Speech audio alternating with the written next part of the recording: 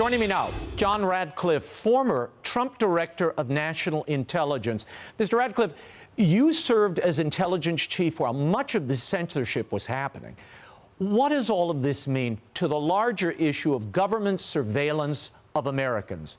And do you buy the government argument here that they weren't actually censoring anything? They were just pointing tech companies to problematic content.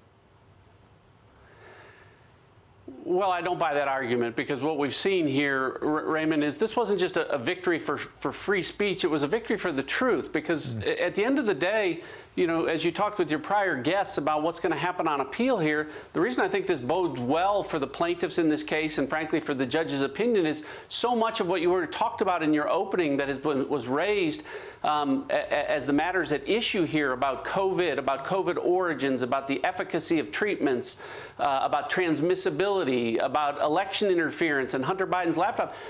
It wasn't just that they were censoring speech about that, they were censoring the truth about those issues.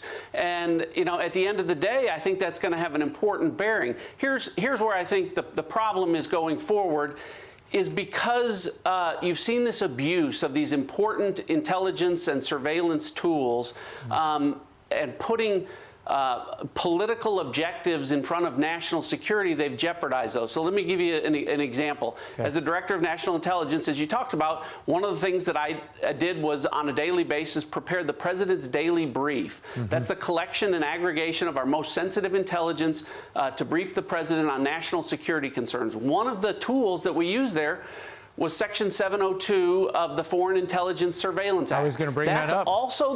That's the same tool that was abused to spy on the Trump campaign. And so now, when 702 comes up for renewal at the end of this year, you have Republicans saying, we can't renew that in its current form because it's been abused for political reasons. And so the abuses, these Orwellian abuses that I think the judge correctly characterized, have really placed our national security at risk by these officials putting political objectives above America's national security posture. Is just incredibly dangerous. Yeah, but you believe they really need that surveillance capability. But it shouldn't extend to every American who has contact with a foreigner, John.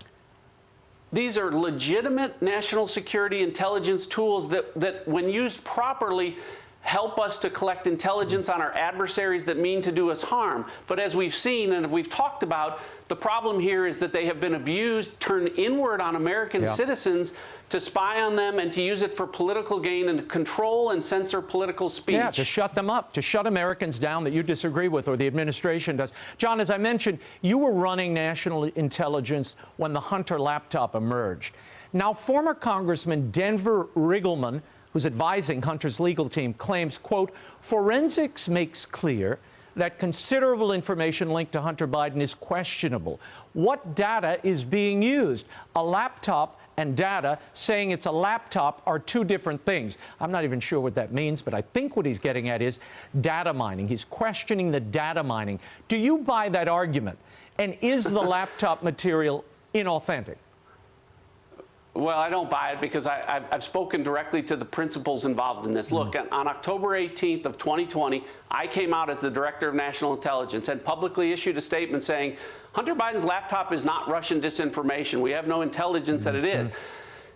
Raymond, that was based on conversations with Attorney General Bill Barr and FBI Director Christopher Wray, who related to me that the laptop had been verified by the FBI and was being used in connection with a money laundering investigation that was ongoing.